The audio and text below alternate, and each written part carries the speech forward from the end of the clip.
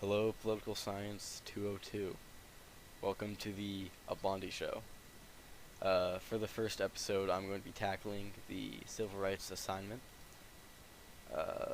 For this assignment, I decided to pick the material Green Book to do this analysis and reflection of. Green Book is a 2018 movie following the journey of Tony Lip Valonga and Dr. Donald Shirley through their concert tour in the Deep South.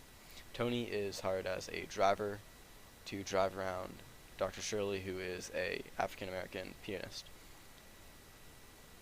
As you can guess, a black pianist in the Deep South in 1962 is bound to face discrimination and all sorts of just prejudice while on his trip.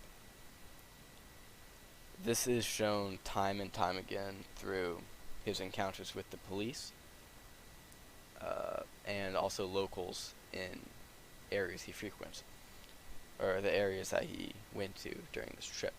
For example, even at his own performances, he was not allowed to use the in-building bathrooms, and he was directed to an outhouse, or not even allowed to eat dinner before he performs. And they offered to take it to his broom closet of a dressing room.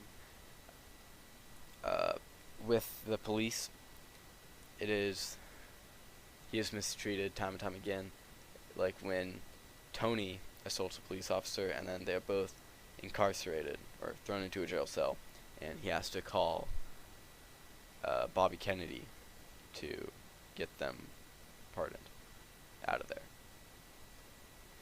This, obviously, you can pull direct mirrors from how he's treated in the film to political discrimination and divide in our current time with how the police interact with minorities compared to the majority of Caucasians.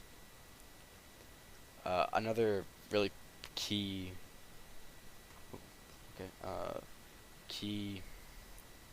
point in this movie is the evolution of Tony as a person.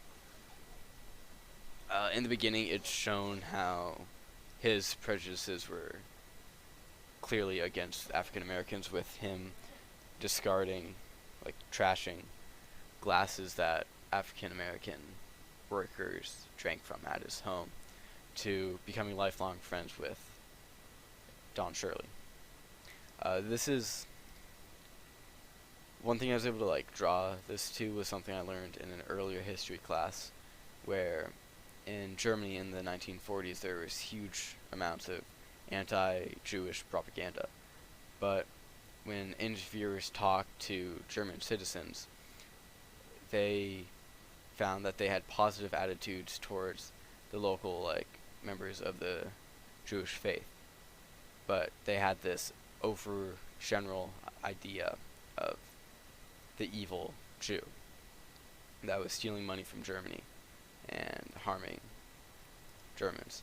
But with this clear example of contact hypothesis, we can see how the positive interactions between Shirley and Tony ended up erasing these prejudices fully, with them being lifelong friends until they died a few months apart in 2013.